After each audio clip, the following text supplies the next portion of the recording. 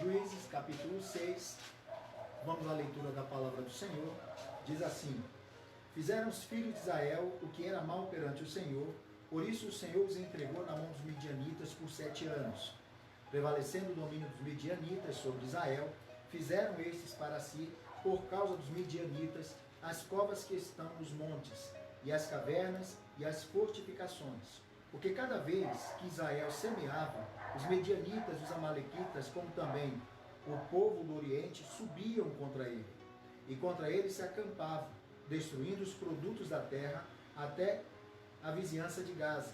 E não deixavam Israel sustento algum, nem ovelhas, nem bois, nem jumentos, pois subiam com seus gados e tendas e vinham como gafanhotos, em tanta multidão que não se podia contar, nem a eles, nem os seus camelos, e entrava na terra para a destruir. Assim Israel ficou muito debilitado com a presença dos midianitas. Então os filhos de Israel clamavam ao Senhor.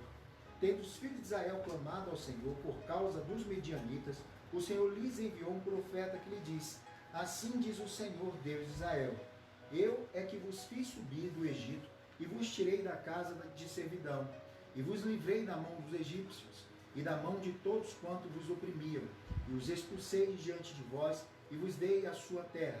E disse: Eu sou o Senhor vosso Deus. Não temais os deuses dos amorreus, em cuja terra habitais. Contudo, não desses ouvido à minha voz. Verso 11. Então veio o anjo do Senhor e assentou-se debaixo do cavalo que está em Ofra, que pertencia a Joás, a Abiezrita, e Gideão, seu filho, estava malhando trigo no lagar, para pôr a salvo dos medianitas. Então o anjo do Senhor lhe apareceu e lhe disse: O Senhor é contigo, homem valente. Respondeu-lhe Gideão: Ai, Senhor meu, se o Senhor é conosco, por que nos sobreveio tudo isso? E que é feito de todas as suas maravilhas que os nossos pais nos contaram, dizendo: Não nos fez o Senhor subir do Egito? Porém agora o Senhor nos desamparou e nos entregou nas mãos dos medianitas. Então se virou o Senhor para ele e disse: Vai nessa tua força e livra Israel da mão dos medianitas. Porventura não te enviei eu? E ele lhe disse: Ai, meu Senhor, com que livrarei Israel? Eis que a minha família é mais pobre em Manassés, e eu, o menor na casa do meu pai. Tornou-lhe o Senhor: Já que eu estou contigo, ferirás os midianitas como se fosse um só homem. Ele respondeu: Se agora achei mercê diante dos teus olhos, dá-me um sinal de que és tu, Senhor, que me falas. Rogo-te que daqui não te apartes, até que eu volte e traga a minha oferta e a disponha perante ti. Respondeu ele: Esperarei até que voltes. Entrou Gideão e preparou um cabrito, bolos asmos de uma efa de farinha, e carne pôs num cesto, e o caldo numa panela, e trouxe-o até debaixo do cavalo, e o apresentou. Porém o anjo de Deus lhe disse: Toma a carne e os bolos asmos, põe-nos sobre esta penha e derrama-lhes por cima o caldo. E assim o fez. Estendeu o anjo do Senhor a ponta do cajado que trazia na mão, e tocou a carne e os bolos asmos. Então subiu fogo da penha e consumiu a carne e os bolos. O anjo do Senhor desapareceu de sua presença.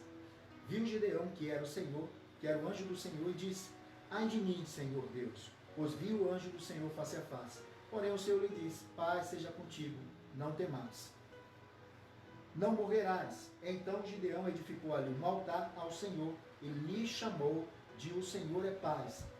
Ainda até o dia de hoje está o altar em Ofra, que pertence aos Abiezritas. Amém? Só até aqui. Pai, fala conosco através da tua palavra, abre nosso coração, nosso entendimento, que o teu Espírito Santo nos ilumine, nos dê clareza deste assunto, elucidação e a capacidade de compreender esta palavra, e também dá-nos a capacidade de poder compartilhar, ó Deus, aquilo que o Senhor quer compartilhar com os nossos corações, aqui presentes, e com aqueles que estão participando conosco a partir das lives e que verão esse vídeo depois. Deus, muito obrigado, porque até aqui o Senhor nos ajudou. Fala conosco, em nome de Jesus. Amém. Irmãos, nós vamos ver Israel com um ciclo. Uma hora Israel está no auge, uma hora Israel está lá embaixo. O segredo de Israel está no auge era quando Israel obedecia a Deus, quando Israel atentava para o Senhor, sabia quem era o seu Deus. E o segredo de Israel estar lá embaixo era todas as vezes que Israel esquecia do seu Deus, confiava em si mesmo, nos seus recursos e não obedeciam a palavra do Senhor. Davam ouvidos a outros deuses. Além disso, eles também não esperavam em Deus, não confiavam no Senhor. E todas as vezes que Israel vivia nessa oscilação espiritual, Israel também vivia uma oscilação na sua vida cotidiana. Ora estava sendo abençoado, colhendo o melhor da terra, sendo próspero, subjugando os seus adversários. Ora Israel estava sendo subjugado, sendo perseguido, ora estava oprimido. Esse texto vai nos mostrar que Israel estava no tempo em que Deus estava levantando juízes para salvar o seu povo, para livrar o seu povo das mãos dos seus inimigos. Mas Israel muitas vezes desobedecia, esquecia tudo que Deus havia feito e então fazia e se comportava muitas vezes como as nações pagãs, as nações que muitas vezes Deus despojou da frente do caminho de Israel.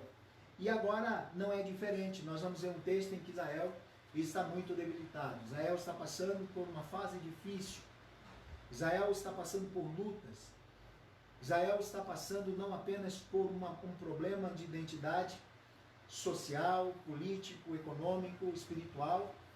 Israel está passando por uma situação agora completamente difícil, porque tudo que eles produziam, eles não colhiam. Tudo que eles plantavam, eles não colhiam. Antes deles se aproximarem, os inimigos, sobretudo os medianitas, subiam com grande força, com numerosas multidões, e pegava tudo que produzia, tanto na colheita de plantação, como também gados, ovelhas, tudo que tinha vida, eles então pegavam. Observa que o seu inimigo, os midianitas, eles não estavam tão interessados em uma guerra política, eles não estavam tão interessados em dominar politicamente Israel, mas estava completamente interessado na economia do povo de Deus. Então era um povo sofrido, que tiveram que, talvez essa seja uma das opressões mais terríveis que o povo de Deus tenha passado. Por quê? Porque a Bíblia nos esclarece que eles tiveram que abandonar os seus lares. Eles tiveram que deixar suas casas, tiveram que correr para os desertos, para as montanhas, para fazer covas, cavernas, para se esconderem dentro dela, para poder sobreviver. E aqui, queridos, estava vivendo de uma forma completamente sobre-humana, porque eles moravam em cavernas, lugares que não era apropriado para nenhum ser humano, e sobretudo Deus não havia constituído o seu povo para viver fugido, escondido em cavernas, em covas, que eles mesmos fizeram para si, para poder fugir do ataque e da opressão dos seus inimigos. E a Bíblia diz que eles passaram situações completamente difíceis. É óbvio que esse povo passou fome, a economia entrou em colapso, eles não tinham praticamente o que comer, estava um caos, e também tinham que abandonar suas casas. E os seus inimigos tomavam conta de tudo que possuía. É aquele cenário em que a pessoa trabalha, a pessoa produz, e depois, na hora da colheita, ele não usufrui daquilo que lhe seria por direito, mas vêm os devoradores e consomem tudo que deveria ser deles, de maneira que eles têm que fugir às pressas para também não perderem a sua vida. A Bíblia vai dizer que esse povo ficou muito debilitado, chegou num estado de caos, num estado completamente crítico, debilitado, sem força, com fome, sem identidade, completamente desanimado, completamente sem esperança, sem nenhuma perspectiva de que algo pudesse melhorar ao seu redor. Então eles lembraram do Senhor. E muitas vezes é isso que acontece. Enquanto as coisas estão prósperas, enquanto parece que nós estamos logrando êxito, parece que quando tudo vai bem, a tendência do ser humano parece que é se esquecer do seu Deus, quem é o seu benfeitor, de maneira que não reconhece o seu Deus e não busca. E por isso, muitas vezes, Deus permite circunstâncias adversas. Porque se não fosse isso, esse povo não clamaria a Deus. O texto vai nos mostrar que a vida espiritual deste povo está em declínio. Eles não têm uma relação com Deus. Eles não estão se relacionando com o Senhor. Eles não lembraram de Deus. Muito pelo contrário. Nem mesmo na hora da dificuldade, eles buscaram auxílio ou se converteram. E qual era a consequência disso? Por que eles estavam vivendo disso? Ou qual era a razão, a raiz do problema? Era que eles estavam vivendo em idolatria. Eles elegeram para si outras coisas que não era o próprio Deus na sua vida. Então, muitas coisas assumiam o lugar de Deus no coração daquele povo, de maneira que tornaram-se um povo idólatra, e quando eles queriam alguma coisa, Deus era a sua última opção. Então Deus permite sim que eles passem por situações completamente adversas, e o texto vai dizendo no início: fizeram os filhos de Israel o que era mal perante o Senhor Deus. E toda história bíblica que começa dizendo exatamente que um rei ou que um povo fez o que era mal perante o Senhor, a consequência é desolação, a consequência é punição, a consequência é caos e desastre. E esse povo vinha vivendo assim, de maneira que eles começaram a perder as suas forças, começaram a perder o seu ânimo, a sua esperança, a sua expectativa, e que lembraram-se do Senhor. E então eles clamaram ao Senhor, pediram socorro ao Senhor. É isso, pelo menos, que vai nos dizer o verso 6. Assim Israel ficou muito debilitado com a presença dos medianitas, e os filhos de Israel clamaram ao Senhor. Tendo os filhos de Israel clamado ao Senhor por causa dos medianitas, verso 8, o Senhor lhes enviou um profeta que lhe disse: assim diz o Senhor, Deus de Israel. Olha só, eles clamam ao Senhor por socorro, eles lembram do Senhor e eles se voltam para Deus. Mas ainda não era uma conversão genuína. Parece que no primeiro momento aqui há apenas um remorso. Eles estavam clamando a Deus não por causa do seu pecado, não por causa da sua idolatria, não pensando no mal e da maneira como os seus filhos e como eles viveram perante o Senhor, fazendo o que era mal perante a Deus. Mas eles clamaram simplesmente por causa das consequências, pedindo livramento. E por que Deus não dá logo a salvação a este povo? Por que Deus não dá o livramento? Porque parece-me que o que está acontecendo é um remorso. Simplesmente, esse povo está apenas sentindo remorso aquilo que eles estão vivendo.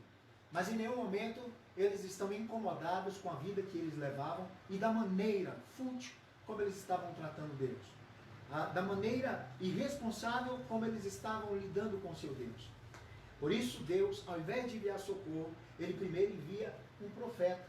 Porque, na verdade, o que precisava mudar não era o cenário externo daquele povo, o cenário de colheita, porque tudo estava acontecendo, a colheita estava acontecendo, os seus gados estavam produzindo. A grande questão e o grande problema que estava acontecendo no meio deste povo era uma questão muito mais interior, era uma questão pessoal. E por isso Deus não envia, ao invés de Deus enviar um juiz para livrar esse povo, Deus primeiro envia quem? Um profeta. E o que o profeta faz? Profere a palavra do Senhor, dá-lhes um sermão. Por quê? Porque possivelmente esse povo não caiu em si de quem era seu Deus, eles não sabiam que a consequência, ou não estavam ainda arrependidos por causa do que levou, a consequência que, a raiz, o mal que levou a tudo isso, mas eles simplesmente estavam pedindo socorro ao Senhor para que Deus livrasse do mal. Mas na verdade, Deus precisava livrar a vida espiritual daquele povo. Deus precisava primeiro produzir uma restauração interior na vida daquele povo. E qual era a restauração? Era duas coisas. Primeiro, nesse discurso do profeta, Deus vai dizer quem ele era, o que ele fez. E depois, Deus vai dizer o que o povo fez. Porque esse povo estava muitas vezes achando que Deus havia abandonado. Mas na verdade, Deus estava dizendo a esse povo que Deus não o havia abandonado, mas eles haviam abandonado a Deus. E essa é a consequência do homem, da mulher, de uma nação, de um povo que nega o seu Deus, que abandona o seu Deus, que trata a Deus de uma forma irresponsável, de qualquer maneira. E por isso esse povo estava sofrendo. Eles precisavam entender qual era a razão, qual era o motivo do porquê eles estavam passando por tudo que estava passando, ao invés de se vitimizarem, de acharem que eles eram vítimas e que eles estavam sendo simplesmente injustiçados, que Deus havia abandonado. Então eles clamam a Deus como vítima, quando na verdade eles precisavam entender que eles estavam passando o que estava passando, que era porque eles tinham abandonado ao Senhor e tinham feito tudo o que era mal perante o Senhor. O povo se perdeu, o povo começou a esquecer do seu Deus, começou a esquecer da sua relação com Deus, do seu compromisso com Deus, e começou a negligenciar sua vida, de maneira que começou a agir contra os propósitos e princípios de Deus, e até mesmo elegendo no seu coração um ídolo para si. E aí Deus repreende esse povo. Então, ao invés de Deus dar livramento para mudar uma circunstância exterior, Deus envia um profeta para trazer a sua palavra, para provocar uma mudança interior. Porque o grande gigante aqui não eram os medianitas, mas por causa do sofrimento deles, eram medianitas?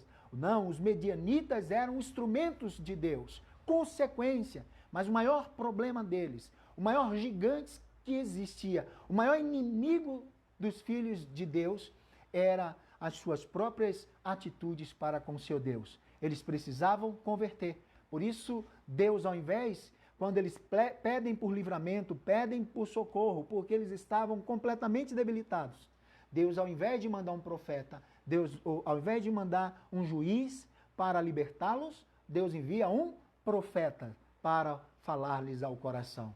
E qual é a mensagem desse profeta? Diz assim, verso 8, o Senhor lhes enviou um profeta que lhe disse, assim diz o Senhor Deus de Israel, eu é que vos fiz subir do Egito e vos tirei da casa da servidão, e vos livrei da mão dos egípcios e da mão de todos quanto vos oprimiam, e os expulsei de diante de vós e vos dei a sua terra. E disse, eu sou o Senhor vosso Deus, não temais os deuses dos amorreus, nem em cuja terra habitais. Contudo, não destes ouvidos à minha voz. O que Deus estava fazendo? Deus não manda um juiz para libertá-lo. Deus manda um profeta para pregar a palavra, para que eles se convertessem a Deus. Muitas vezes, o que precisa mudar em diante do que estamos vivendo, diante de situações que estamos experimentando, muitas vezes não são situações externas que precisam ser mudadas, mas nós que precisamos mudar. Por isso, ao invés de mandar um juiz ou produzir o livramento, Deus usa as situações para trazer um profeta, para pregar um sermão, para que eles caíssem em si e pudessem entender de que eles estavam sofrendo era porque tinham abandonado o Senhor, estavam vivendo vida de pecado e vivendo uma vida de idolatria. Deus não era mais primazia, Deus não era mais prioridade, eles não honravam a Deus e ele escolheu como seu Deus outros deuses, que não era o Deus verdadeiro. Então o maior problema deste povo, aqui nesse texto, não eram os medianitas. O maior inimigo era a dureza do coração, era a idolatria, era o amor ao pecado, era não dar ouvido à voz do Senhor. É disso que o profeta fala, que eles estavam passando por isso, porque eles esqueceram quem era o seu Deus, esqueceram quem era o seu benfeitor, que Deus havia livrado, como Deus fizera subir com mão poderosa do Egito, que tinha livrado os inimigos cuja terra eles estavam, e tinha dado a terra a eles, que Deus havia dito a eles que não precisava temer este povo, mas que tão somente ouvisse a voz do Senhor. Contudo, a Bíblia vai dizer que o profeta vai pronunciar que Deus está cobrando deles uma coisa.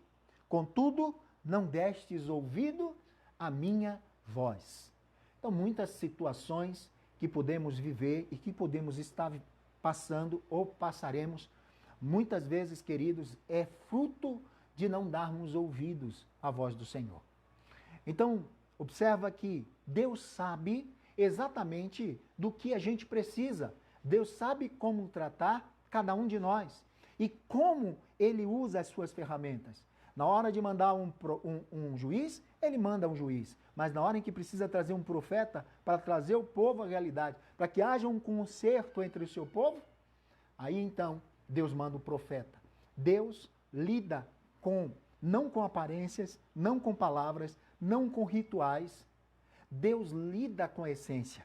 Deus lida com conteúdo. Deus lida com motivações. E por isso, Deus não se empolga com o clamor, porque eles fazem o clamor, mas simplesmente de remorso, mas não de conversão. De maneira que Deus manda um profeta para que eles entendessem. E o profeta começa a pregar e trazer eles um sermão. E quando prega um sermão, então eles sabem do porquê que eles estavam passando por tudo isso. Porque tinham abandonado o Senhor, haviam feito o que era mal perante o Senhor e não deram ouvido à palavra de Deus. Quando o homem começa a ignorar a palavra de Deus, muitas situações difíceis na vida ele pode passar. E uma delas é não experimentar o fruto, o produto do seu trabalho. Porque outros vêm e colhem no seu lugar. Era isso que acontecia. Quando eles plantavam no dia da colheita, eles podiam pegar o que pudesse salvar sua vida e tinham que correr para as cavernas, para se esconder em cavernas. Mas Deus não os fez para que eles vivessem em caverna. Deus não fez o povo para que vivesse de uma forma sobre-humana. Mas esse povo vivia em caverna, por consequência do seu pecado e desobediência. Muitas vezes, o nosso pecado, muitas vezes a nossa desobediência, muitas vezes as idolatrias, os ídolos que elegemos no nosso coração, nos leva a viver em cavernas. E Deus não nos quer em cavernas. Quando Elias foge para o deserto e cai ali debaixo de um pé de zimbro, Deus manda esse homem se levantar, ele queria morrer, mas Deus dá alimento a ele e manda com que ele caminhasse, porque ele tinha muita coisa para fazer. Mas ele corre e ele anda 40 dias e 40 noites, mas chega num momento que ele desanima e entra em caverna. E Deus olha para aquele homem e diz: o que você está fazendo em caverna, Elias? Eu não te fiz para ficar em caverna. Deus não nos fez como luz para ficarmos escondidos em cavernas, mas para iluminar esse mundo. Sai da caverna, Elias. Como Deus queria que aquele povo saísse da caverna. Mas, queridos, uma vida de marginalidade com Deus, vivendo às margens com Deus, muitas vezes nos leva a viver uma vida de mediocridade, uma vida de caverna, vivendo, fugindo, escondido, com medo, uma vida que não deveria ser vivida. Então eles corriam para um lado, corriam para o outro e esconder. Aí vem os inimigos que não plantaram, que não investiram em nada, que não regaram, simplesmente vinha e colhia tudo e levavam todos os seus animais, de maneira que o povo de Israel não tinha mais o que comer, sua economia quebrou e eles começaram a entrar em colapso, em crise, de tal maneira que eles ficaram muito debilitados e clamaram ao Senhor. Mas clamaram ao Senhor não por arrependimento, mas simplesmente por remorso, por causa do que estava vivendo, porque doía. Mas eles não choraram e não clamaram a Deus, com vergonha de como eles viviam, da maneira como eles tratavam Deus. Por isso, ao invés de mandar um juiz para livrar disso, primeiro Deus trata da causa. Deus não trabalha, queridos, com paliativo. Deus não trabalha, como eu disse, com aparência. Deus vai na raiz da questão. E qual era a raiz da questão? Não eram os medianitas. Não adiantava Deus mandar um profeta para livrá-los, porque outros profetas, antes de Gideão havia Débora, Eliú e outros, e o povo não havia se convertido. Não adianta você experimentar um livramento, mas se a sua vida não foi restaurada, você sempre vai precisar de um livramento de Deus. E aí então, Deus trata com a causa, com a raiz do problema. E ao invés de mandar um libertador, ele manda um profeta. E o profeta então proclama a palavra para eles. Qual era o problema? Tinham esquecido quem era Deus. Tinham esquecido da promessa de Deus. E o que eles não fizeram? Não deram ouvidos a Deus. Esse era o problema. Então, O profeta traz a palavra e aí então esse povo tem oportunidade, diante das circunstâncias, de se arrependerem genuinamente para experimentar a mudança. O que eu aprendo com isso? No primeiro momento, 3 coisas. Tempo de crise, tempo de adversidade, tempo de perigo e que estamos correndo para a caverna, precisamos fazer uma autoanálise, uma avaliação, autoavaliação, olhar para dentro de nós. Segundo, temos que pedir socorro ao Senhor, mas não clamar ao Senhor simplesmente por causa da consequência do pecado, mas sobretudo pelo pecado, chorar pelo pecado, uma tristeza que nos leva ao arrependimento genuíno. Amém? Chorar simplesmente por remorso não muda a situação, mas quando há um arrependimento, há 2 mudanças, uma mudança interior e uma mudança exterior. É o que acontece aqui. Então, o primeiro passo, eles não precisavam de um libertador para libertá-los dos opressores externamente, mas eles precisavam da palavra de Deus para libertá-los da opressão do pecado, da idolatria, do distanciamento, do descaso para com Deus.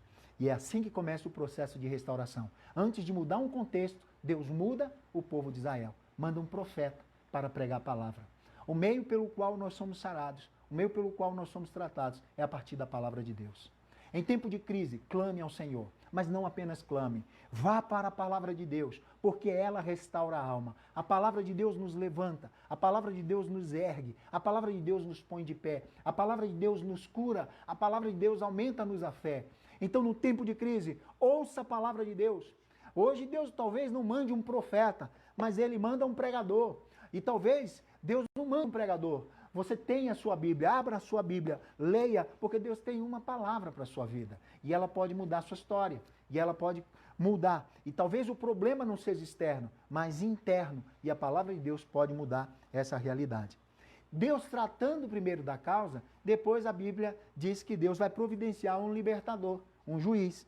E aí então o verso 11 diz assim: Então veio o anjo do Senhor e assentou-se debaixo do carvalho que está em Ofra, que pertence a Joás, a Biesrita, e Gideão, seu filho, estava malhando trigo no lagar para pôr a salvo dos medianitas. Então o anjo do Senhor lhe apareceu e lhe disse: O Senhor é contigo, homem valente. Respondeu-lhe Gideão: Ah, Senhor meu, se o Senhor é conosco, por que nos sobreveio tudo isso? E que é feito de todas as suas maravilhas que nossos pais nos contaram, dizendo: Não nos fez o Senhor subir do Egito? Porém agora o Senhor nos desamparou e nos entregou nas mãos dos medianitas. Olha como estava a situação de Israel. Deus então envia o seu anjo e esse anjo vai até um homem que estava ali malhando trigo no lagar. E qual era a intenção desse homem, Gideão? Malhando trigo às pressas no lagar para tentar salvar dos medianitas, pegar o que poderia pegar para tentar sobreviver o resto do ano, até a próxima colheita. E ele estava ali com medo. Então o povo estava vivendo opressão e vivendo no medo. E aí vem o anjo do Senhor. Depois que Deus envia a palavra, Deus envia o anjo trazendo o livramento. E aí Deus vai trabalhar com quem? Com Gideão. E Gideão começa a se queixar de Deus. Mas a primeira coisa que o anjo fala é uma palavra de encorajamento. O Senhor é contigo, homem valente. Ora, esse homem não demonstrava ser valente. Ele estava malhando trigo no lagar com medo dos medianitas, tentando salvar algumas coisas da colheita, alguns trigos, para poder sobreviver, ele e sua família. Mas o Senhor o vê não na sua fraqueza, mas Deus olha para o homem naquilo que ele pode fazer a partir da sua ação. Então, queridos, sozinhos, lutando a nossa luta, nós não somos valentes, nós somos frágeis, nós somos como Gideão. Mas quando Deus é conosco, qualquer um de nós podemos ser chamados de homens e mulheres valentes. Por quê? Porque Deus estava chamando aquele homem de valente? Por causa da sua coragem? Por causa das suas atitudes? Não. Deus estava chamando Gideão de valente porque Deus o tornaria valente. Porque Deus o usaria. Porque Deus seria com ele. Então qualquer um que esteja com Deus torna-se valente. E é isso que Deus está dizendo. Deus não lida conosco nas nossas migalhas, com as nossas fraquezas. Deus não usa não nos usa quando estamos ali malhando trigo nas nossas fraquezas e mazelas, nos nossos medos. Mas Deus nos usa na perspectiva do que Ele pode fazer comigo e com você. Ele olha para Gideão e ele não vê o que os outros veem, um homem fracassado. Mas ele olha e vê um homem valente. Porque Deus olha o homem a partir da sua perspectiva, não a partir da nossa perspectiva. Não, Gideão estava se olhando a partir da sua perspectiva, da sua autoestima, que estava baixa. Mas Gideão não estava olhando a partir da perspectiva do que ele significava para Deus, de quem ele seria nas mãos de Deus. E então, queridos, o anjo do Senhor vem e diz assim, verso 12, o anjo do Senhor lhe apareceu e lhe disse, o Senhor é contigo, homem valente. Quando o Senhor é conosco, qualquer um se torna valente. Amém? Qualquer um se torna valente no Senhor. Respondeu-lhe Gideão, ai meu Senhor, se o Senhor é conosco, por que nos sobreveio tudo isso? O que Gideão está dizendo aqui? Ah, Senhor, se o Senhor é conosco, por que está nos sobrevendo tudo isso? Ele estava dizendo, na verdade, não, o Senhor não é conosco. Porque se Deus fosse conosco, nós não estaríamos passando como tudo isso que nós estamos passando. O Senhor nos abandonou. Irmãos, talvez nós olhemos aqui para a resposta de Gideão a Deus, a esse anjo do Senhor, que poderia talvez ser o próprio Cristo. Aqui trata-se talvez de uma teofania, a manifestação do próprio Deus na terra, antes do Filho de Deus se revelar a nós. Ele se revela aqui e diz, o Senhor é contigo, homem valente. Mas Gideão está dizendo, como o Senhor é conosco, se tudo isso está nos acontecendo? Se o Senhor, de fato, fosse conosco, estivesse conosco, nós não passaríamos o que estamos passando. Gideão estava vivendo e sendo levado a julgar as coisas a partir do contexto, a partir das circunstâncias, não a partir do que o Senhor estava dizendo para ele. E esse é um dos grandes problemas nossos. Muitas vezes nós somos levados a julgar uma situação a partir do contexto, a partir das circunstâncias, daquilo que estamos vivendo. Olhamos para aquilo e pensamos que Deus nos abandonou, quando de fato a palavra de Deus está dizendo que o Senhor é conosco, mas não conseguimos enxergar, não conseguimos ver. Por quê? Porque tudo em nossa volta diz que não, porque tudo em nossa volta nos mostra o contrário.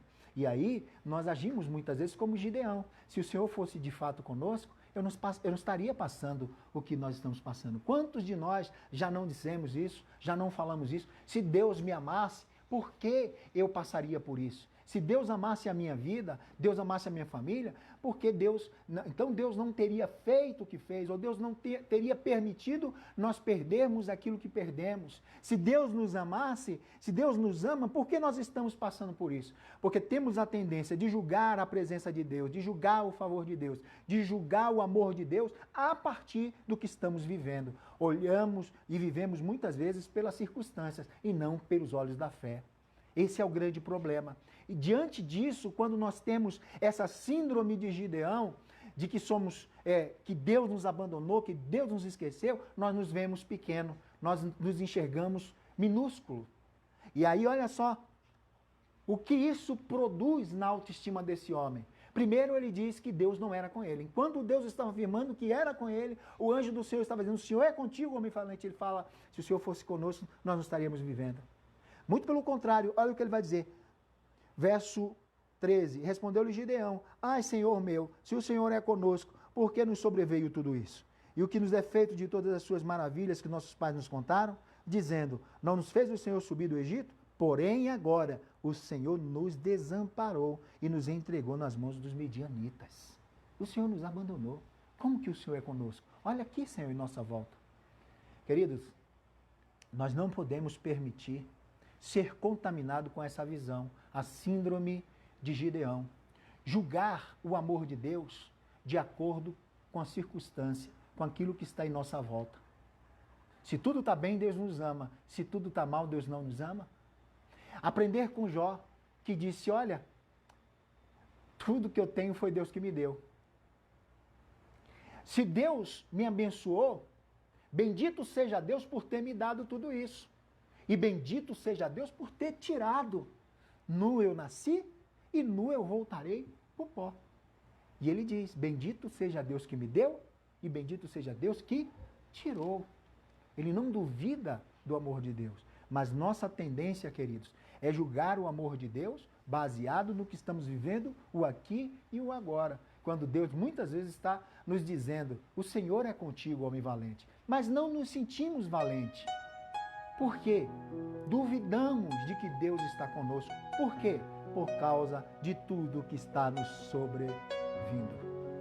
E aí duvidamos e tentamos pôr em xeque a fidelidade, o amor e a presença de Deus. Quando muitas vezes Deus diz que Ele está conosco todos os dias até a consumação do século. Portanto, a situação não pode mudar a presença de Deus, não pode tirar a presença de Deus.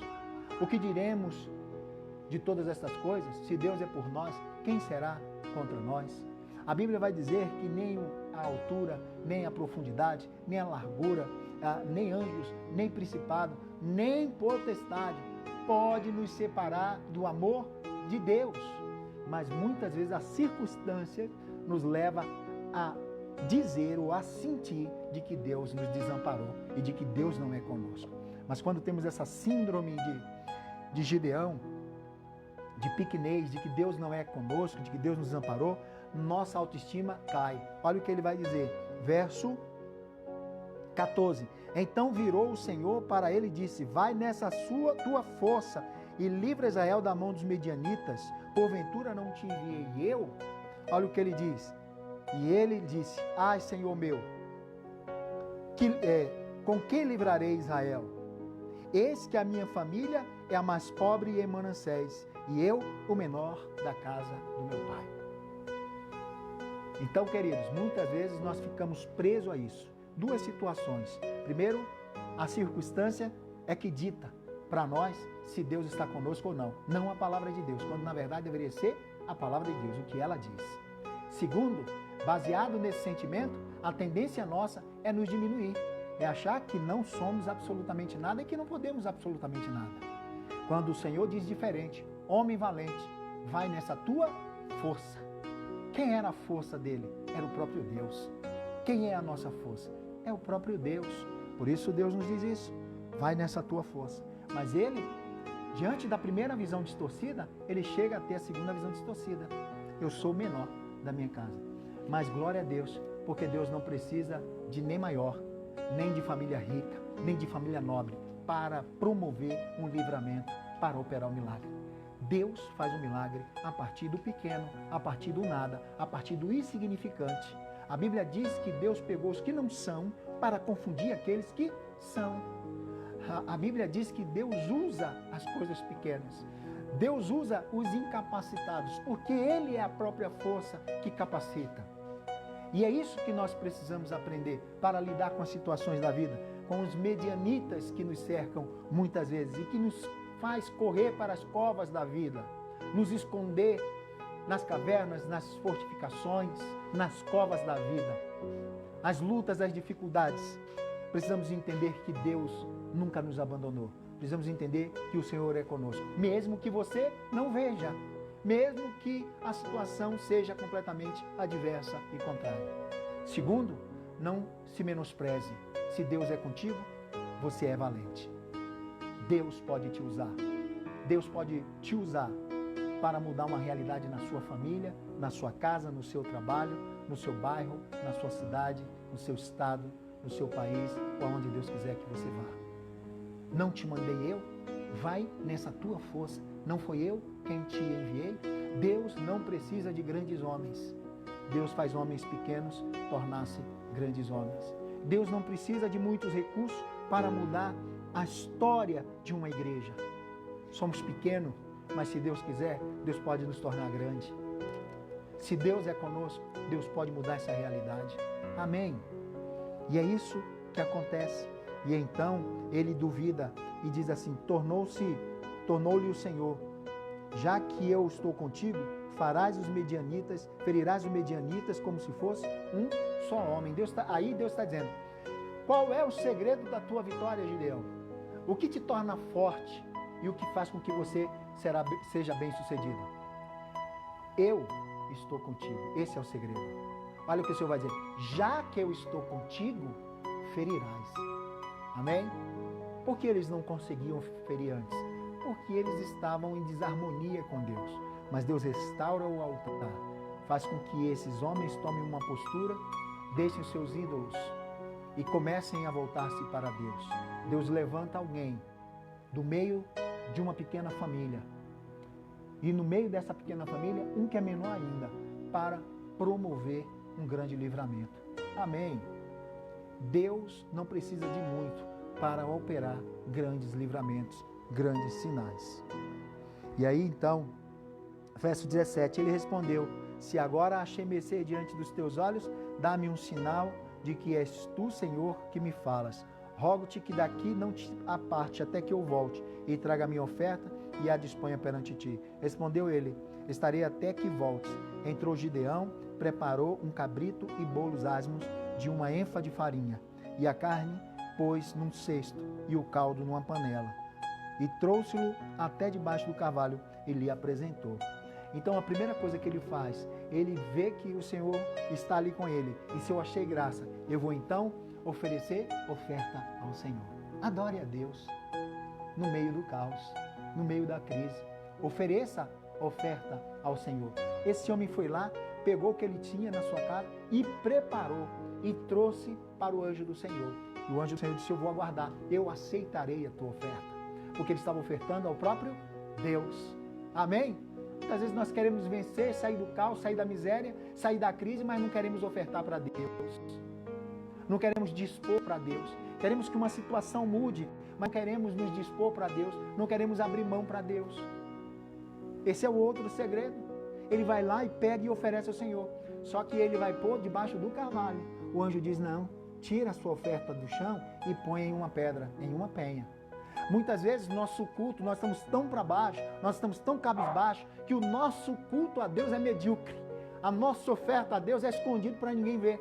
Talvez eles estivessem acostumados a oferecer ali debaixo do cavalo as ofertas ao Senhor, por causa dos medianitas, talvez, para que os medianitas não o vissem e não fosse até ele e pegasse o que eles tinham. Eles faziam aquele culto oprimido, aquele culto tímido. O anjo do Senhor disse: não, tira aqui e põe sobre uma rocha, sobre uma penha. Eleve o seu culto a Deus. Melhore o nível da sua adoração ao Senhor. Mesmo que tudo esteja ruim. A tendência nossa é, quando tudo está ruim, nós prestamos um culto pífio diante do Senhor. Um culto insignificante, sem expressão, sem ânimo, sem vibração. O anjo diz: não, levanta e põe sobre uma rocha. Até então o anjo não tocou naquela oferta. Só quando ele pegou do chão e colocou em uma penha, como se fosse um altar, aí o anjo estende o cajado e o fogo consome os alimentos, dizendo que Deus aceitou a sua oferta, a sua adoração, o seu culto. Muitas vezes Deus não recebe o nosso culto porque nós estamos cultuando a Deus com o sentimento de que somos miseráveis, de que não temos força, de que não somos capazes e de que Deus nos desamparou.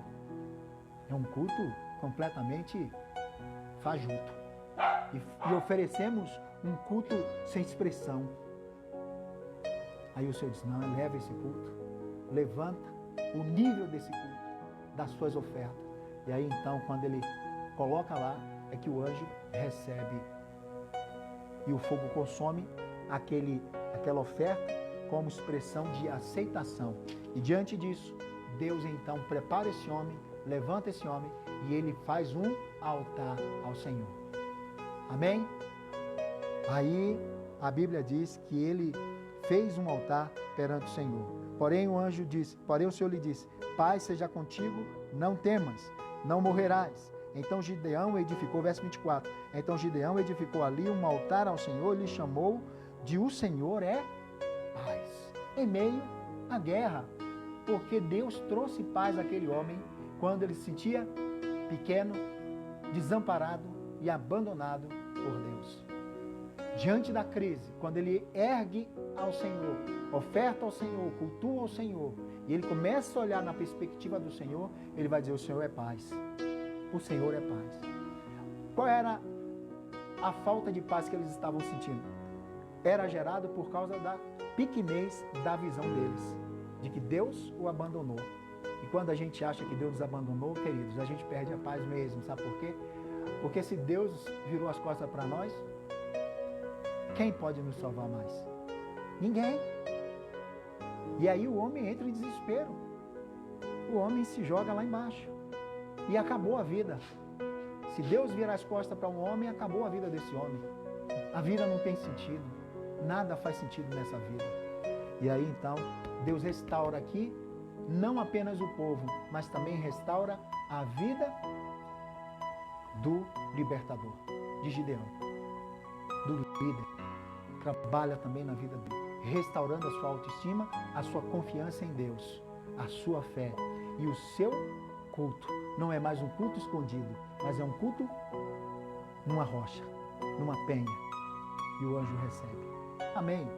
Que Deus nos abençoe, em nome de Jesus.